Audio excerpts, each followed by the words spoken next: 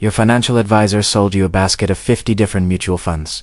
He told you to own large cap, small cap, international, emerging markets, and bonds. He calls this diversification. He calls it safety. I call it guaranteed mediocrity. It is a strategy designed to ensure you never get poor, but it mathematically guarantees you will never get rich.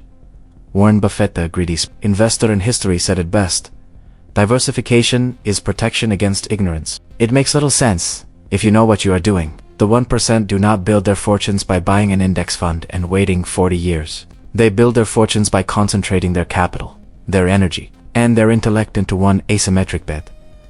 Jeff Bezos didn't diversify. He went all in on Amazon. Bill Gates didn't diversify. He went all in on Microsoft. The real estate tycoon in your town didn't diversify. He went all in on multifamily housing in a specific zip code.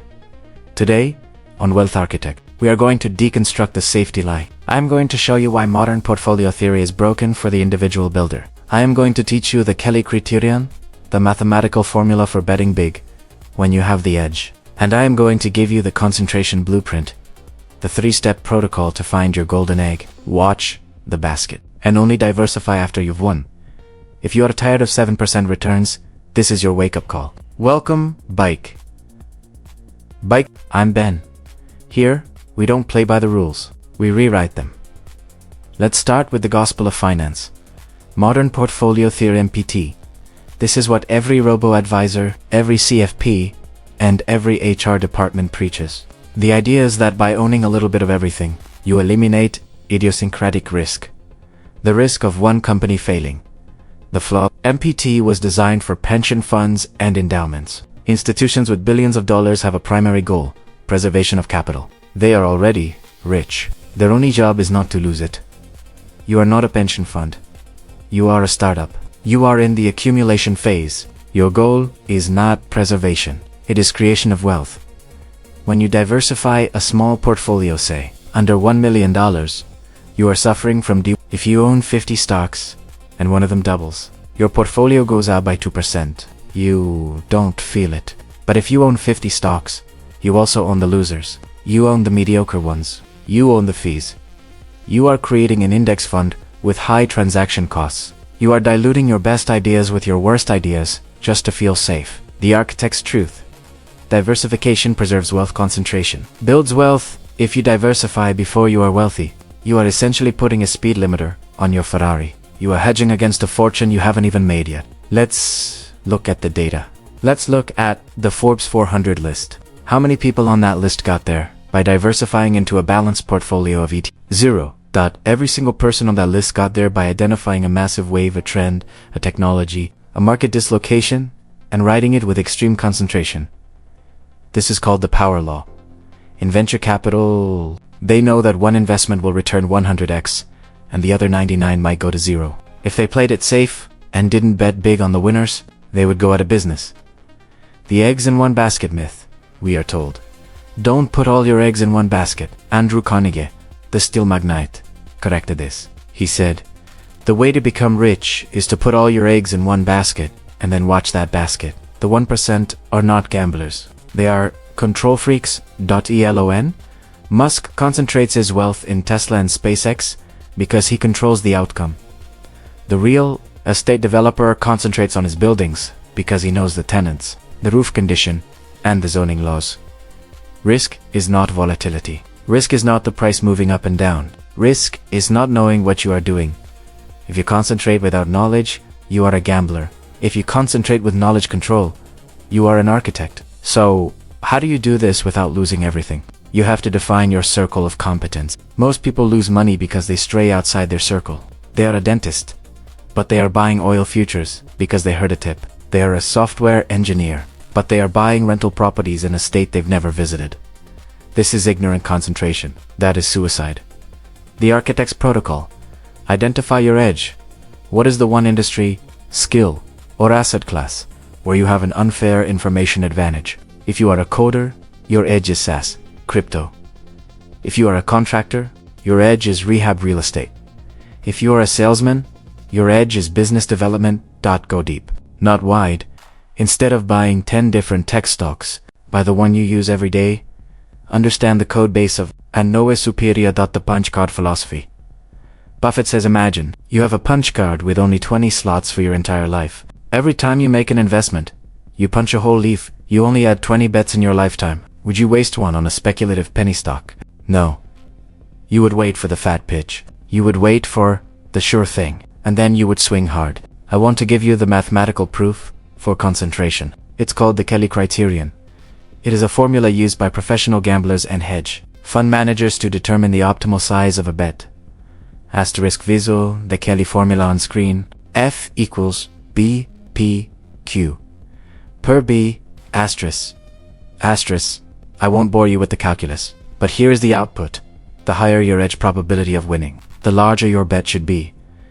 If you have a coin that lands on heads 50% of the time, you should bet very little. But if you have a coin that lands on heads 90% of the time, and you bet small, you are mathematically wrong. You are leaving money on the table. The math says you should bet massive amounts of your bankroll, applying Kelly to life. When you find an opportunity where the downside is capped, you can only lose 1x, and the upside is asymmetric, you can make 10x, 20x, 100x, and you understand the variables.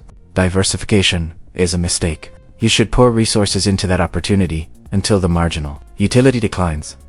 This is why you see entrepreneurs reinvesting every dollar back into their own business. They know their business has a better Kelly score than the S&P 500.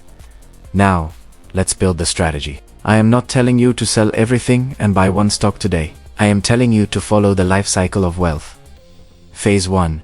The sniper net worth $0. $1 million. Strategy. Extreme concentration. Action. You are investing in yourself skills and your primary business asset. The goal. Cash flow velocity. You need to create a liquidity event or a income stream. Asset allocation. 80 to 90% in your circle of competence, your business, your main real estate deal. 10 to 20% in cash for safety. Phase 2. The harvest net worth $1 million. $5 million. Strategy. Concentration with satellites. Action. You still own the main engine, the business, but you start peeling off profits, the goal. You don't reinvest everything back in, you take the cream off the top. Phase 3. The moat net worth $5 million. Plus strategy, defensive diversification. Action. Now you diversify, but not to get rich, to stay rich. The pivot. You take the cash flow from your concentrated bet and you buy gold.treasuries.un, CORR, ELA, TED real estate. Broad market indices. The gold, if your main business goes to zero tomorrow, your lifestyle doesn't change.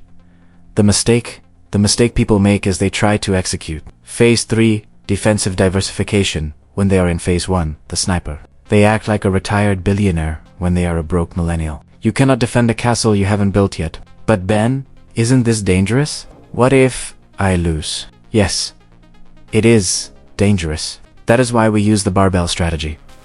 Visual, graphic of a barbell. Left side safety, keep 612 months of expenses in cold, hard cash. This is your sleep at night fund. It allows you to take risks. Right side risk, take your investable capital and concentrate it in your highest conviction bets. The middle mediocrity, avoid the balanced 60-40 portfolio that bleeds slowly. Be hyper-conservative with your survival cash and hyper-aggressive with your growth concentration. This is how you survive the volatility of concentration. You don't hedge with bonds. You hedge with cash reserves and knowledge. Diversification is for tourists. Tourists go to the buffet. They try a little bit of everything. They don't know what's good, so they eat the mediocre pasta and the stale bread. The architect is a local. The local knows exactly where the best steak in town is. They go there. They order the best cut. They enjoy it fully. If you want to build wealth that matters, wealth that changes your family tree, you have to stop being a financial tourist. That's stop buying things you don't understand just to fill out a pie chart. Pick your Kim. Learn the rules better than anyone else. And when you see the odds tilt in your favor, bet big. I have a challenge for you. The portfolio audit. Look at your investments. How many positions do you have? Stocks, funds, coins. If you have more than 10, ask yourself, do I truly know why I own number 11? Or is it just filler? Identify your number 1 idea, the one you have the highest conviction in. Tell me in the comments. My highest conviction bet is asset class, because reason. I want to see who the snipers are. And if you are ready to stop playing small and start building the moat that allows you to take these risks, you need to subscribe. Next video, we are deconstructing the FIRE movement financial independence. Retire early. I'm going to show you why retiring early is a poverty trap in disguise. Hit the bell. Class dismissed.